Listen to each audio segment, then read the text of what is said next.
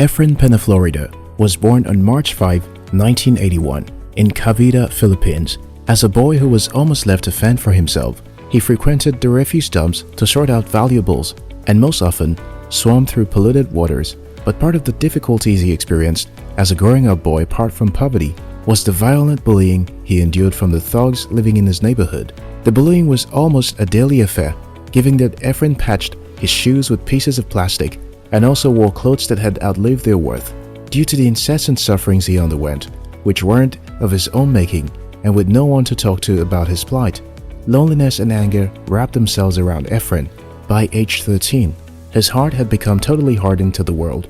Unfortunately, it was the needed tool for succeeding in the underworld, and that could have been Efren's lot if he hadn't met Harnin Manalaysay, a school professor who eventually became Efren's mentor.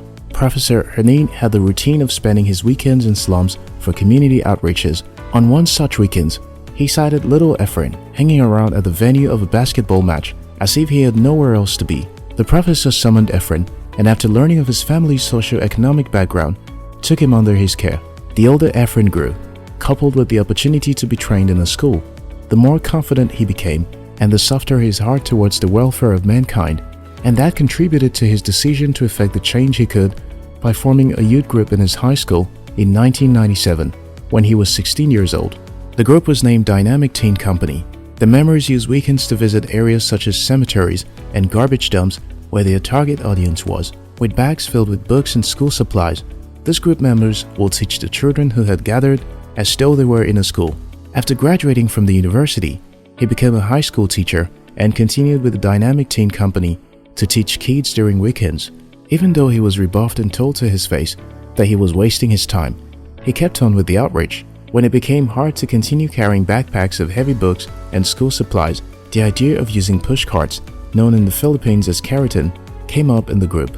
Originally, those kariton were used by garbage scavengers by converting the cart to a mobile classroom, which, by the way, appealed to the kids. Efren and his group of volunteers encouraged children to go back to school, taught them values including personal hygiene, and helped them source funds for advanced studies for some of the kids, all for free. In 2009, after more than 10 years of selfless service to those who wouldn't be able to pay him back in cash, Efren Peñaflorida's seemingly unnoticed efforts won him the CNN Hero of the Year award. Is there a better way of saying thank you for the good done to you than giving back to those you were once like? Time has gone when appreciation or agitation for change is only felt in the heart and lips, but does not transform into profitable actions to uplift our individual communities. Audrey Hepburn said, "As you grow older, you will discover that you have two hands, one for helping yourself, the other for helping others."